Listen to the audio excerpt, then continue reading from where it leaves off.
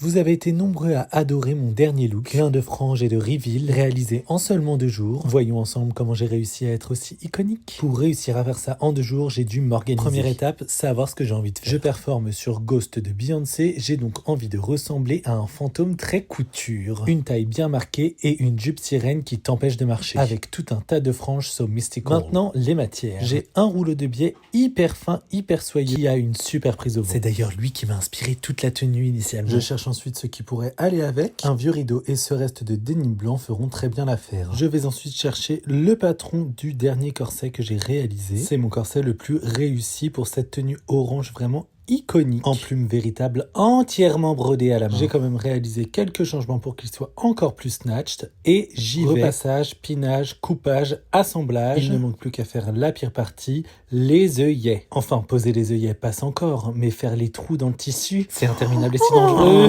Bon, je me plains, mais j'ai une machine. Lenny l'a acheté pour un de ses projets. Projet terminé, je peux donc la récupérer. Ça me facilite vraiment la vie, mais les trous sont un peu gros à mon goût. Je préfère un trou bien serré. Pas du tout le temps de faire la fine bouche, alors ça ira. Ça ira, et même beaucoup plus que ça. Regardez-moi cette taille en fait. Le corset c'est in the pocket. Je peux donc passer à la suite, la jupe sirène qui m'empêche de marcher. Je reprends donc le rideau. Je vais faire simple. On ne le voit pas à l'écran, mais le rideau a des lignes verticales sur toute la longueur du tissu. Cela va m'aider à créer des pins sur toute la longueur afin de donner à ce rideau la forme souhaitée. Après quelques tests, je trouvais ça un peu plat. Alors j'ai fouillé dans les placards et j'ai trouvé cette vieille moustiquaire que ma sœur m'avait donnée. Bon, là je l'ai déjà transformée en jupon, mais imaginez qu'à la base c'est une moustiquaire. L'objectif de ce truc, c'est de le foutre à mes pieds afin de donner encore plus de volume à la jupe sirène que je suis en train de créer. Test de marche réussi, ça donne exactement l'effet Morticia Adams que je recherchais. Je garde tout ça pour la base de ma jupe, je peux donc passer au système de fermeture qui cacherait sûrement un reveal. On en est donc là et on doit maintenant passer à la pièce maîtresse du look, le fameux biais. Excusez ma tenue indécente, mais quand on secoue un costume pour soi-même, c'est vraiment la tenue parfaite pour avancer très vite. Après quelques tests peu concluants sur mannequin, j'en fais d'autres sur moi-même, beaucoup plus convaincants. Alors c'est parti, je pars là-dessus. 2 jours de création, ça veut également dire pas le temps de broder à la main. Alors j'aime pas trop ça, mais je vais tout coller à la colle chaude. On en est là, et si j'aime le résultat, je trouve quand même que ça manque de relief. Mais idée de génie, je repense à de vieilles guenilles que j'ai dans mes placards. La couleur